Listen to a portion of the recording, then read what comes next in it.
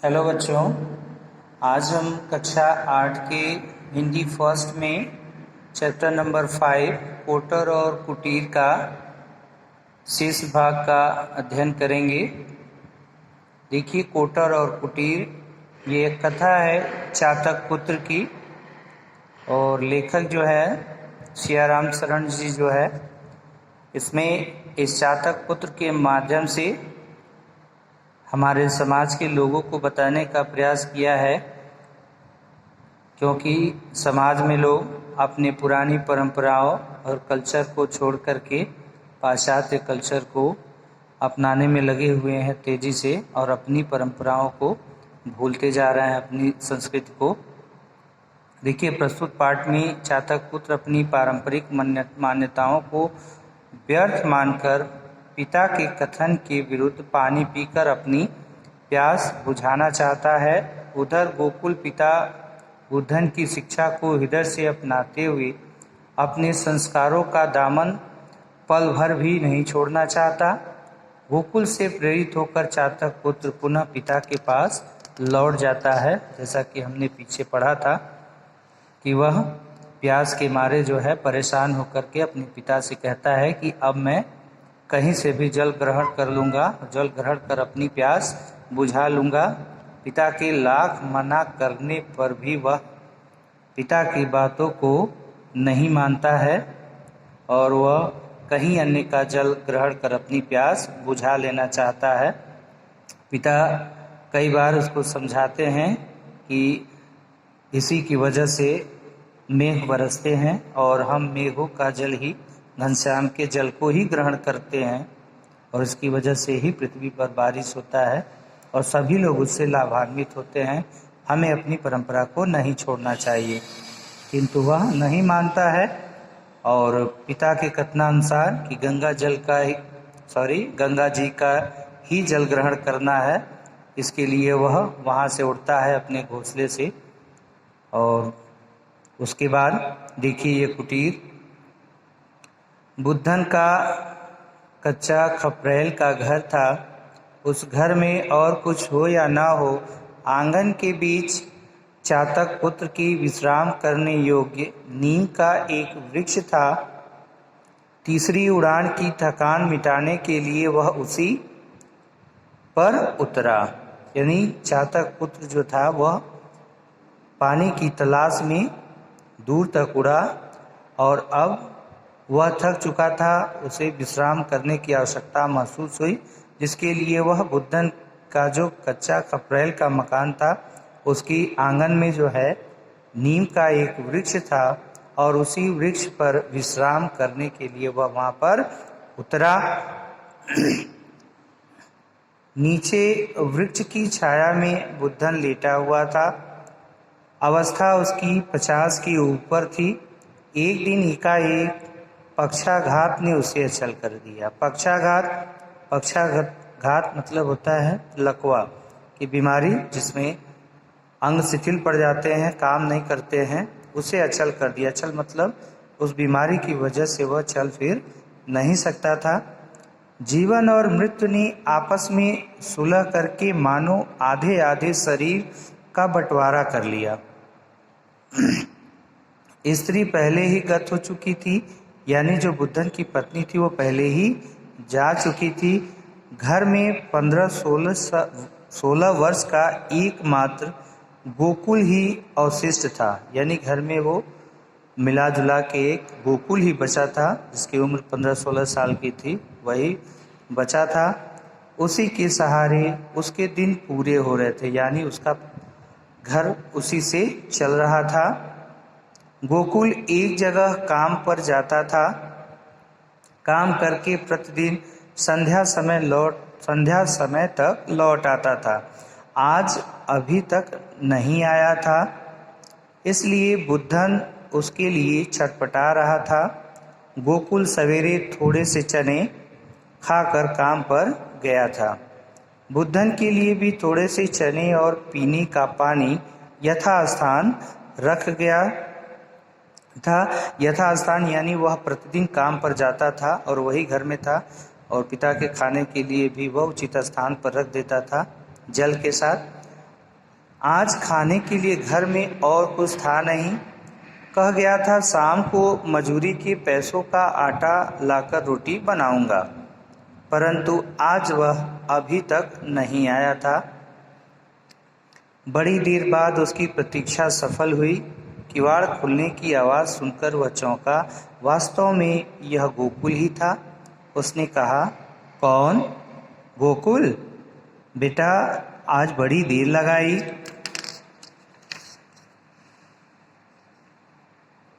गोकुल धीरे से पिता की खाट के पास आकर रोने लगा।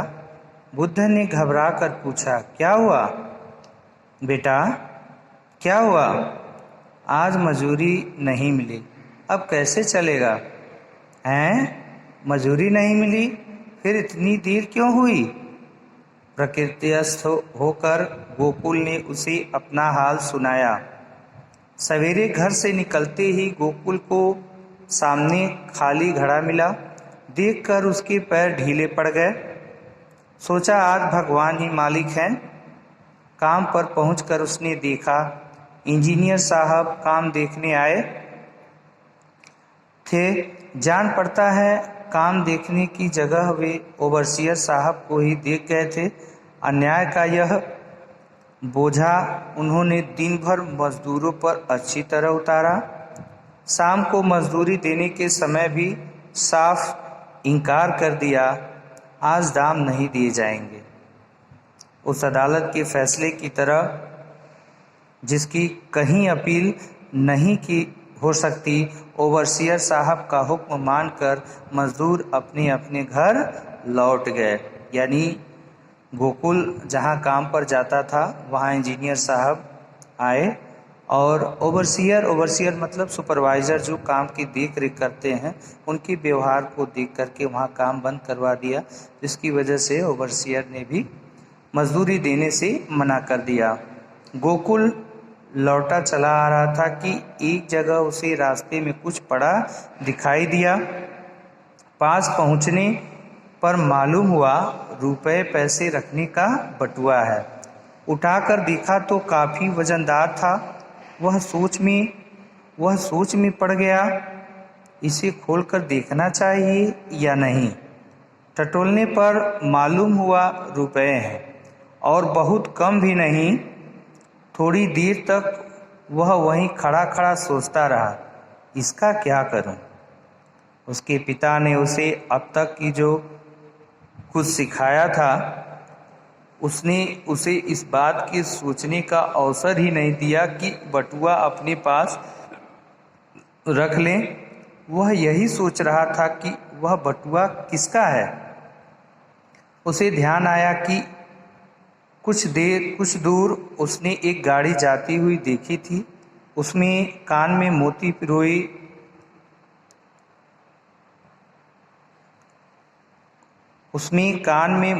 पिरोई सोने की बाली पहने हुए एक महते बैठे थे। महते मतलब मालिक बैठे थे। संभव है यह बटुआ उन्हीं का हो। यहाँ कुएं पर गाड़ी रोककर उन्होंने पानी पिया होगा। उसने इस बात का विचार ही नहीं किया कि गाड़ी तक जाने में कितना समय लगेगा और वह दौड़ पड़ा। लगभग आधे घंटे की परिश्रम से वह उस गाड़ी के पास पहुंच गया। गोकुल ने हांफते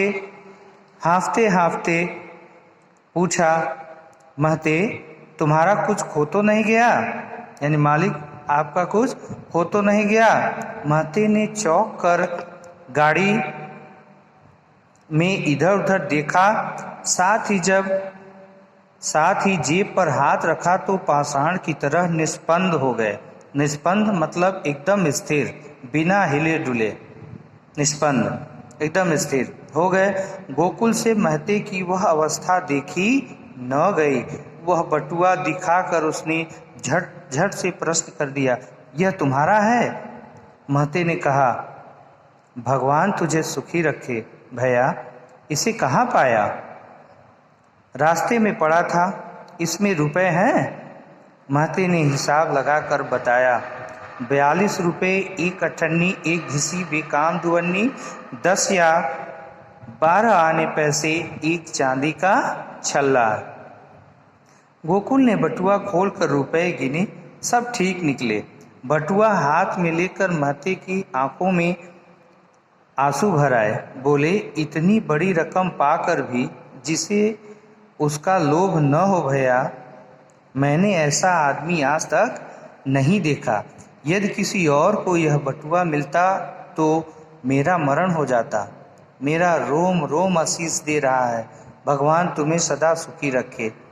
यह कहकर महते ने बटुए से निकालकर गोकुल को 2 रुपए देने चाहे। उसने सिर हिलाकर कहा, मेरे बप्पा ने किसी से भीख लेने के लिए मुझे मना कर दिया है। मुफ्त के ये रुपए मैं न लूँगा। देखिए, गोकुल अपनी पिता की सिखाई हुई बात को एकदम गले से लगाया हुआ था। वह किसी भी हाल में उसे छोड़ना नहीं चाहता था। यानी अपने परिवार के दिए हुई संस्कार को वह बिल्कुल भी, चाहे कैसी भी परिस्थिति हो, वह छोड़ नहीं रहा है। महते के सजल नेत्र विस्मय से खुले ही रह गए। यानी मालिक जो है, सजल नेत्र यानी भीगे हुए नेत्र, जो उसके जल सहित जो नेत्र हैं, विस्मय से, आश्चर्य से खुले ही रह गए। गोकुल थोड़ी ही देर में उस अंधकार में उनकी आंखों से ओझल हो गया। सब वृत्तांत सुनकर गोकुल अपराधी की भांति खड़ा होकर बोला, बप्पा, आज खाने के लिए कुछ नहीं है। महते से कुछ उधार मांग लाता तो सब ठीक हो जाता। मेरी समझ में यह बात उस समय आई ही नहीं।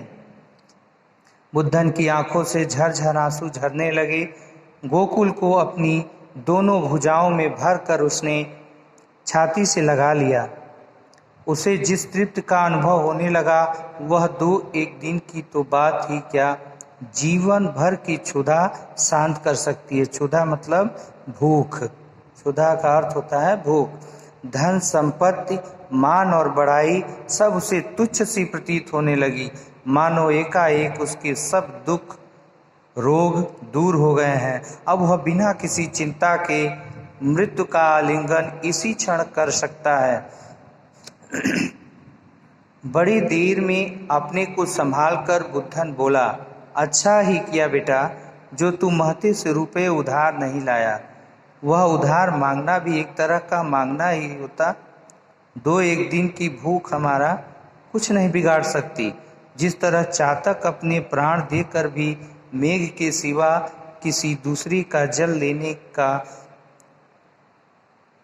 व्रत नहीं तोड़ता, उसी तरह तू भी ईमानदारी की टेक न छोड़ना। फिर कहता हूँ, सदा ऐसी ही मति रखना, चाहे कितनी विपत्ति पड़े, अपनी नियत न डुलाना। ऊपर चातक पुत्र सुन रहा था। यानी जो चातक पुत्र था, नीम के पेड़ पर बैठा यह सारा दृश्य देख रहा था। और यह सुन करके उसने सोचा एक मैं हूँ अपने पिता का पुत्र, जो पिता की बातों को न मान करके इतनी दूर चला आया पानी की तलाश में। और एक ये गोकुल है जो अपनी विषम परिस्थितियों में भी अपने पिता की बात को भूला नहीं। और ये सारा कुछ सुन रहा था वह। उसकी आंखों से भी झरझर आंसू झरने लगे। बड़ी कठिनता से वह रात बिता सका। पौ फटते ही यानी सवेरे जो है, सूर्य की किरण दिखते ही बड़े सवेरे वह फिर उड़ा।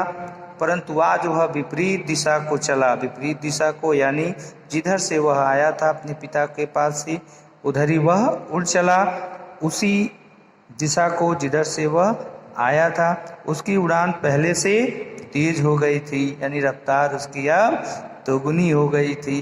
फिर भी अपने कोटर तक पहुंचने में 4 दिन की जगह 7 दिन लग गए।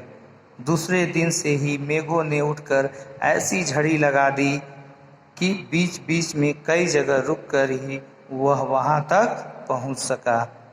यानी आपका ये चैप्टर समाप्त हुआ।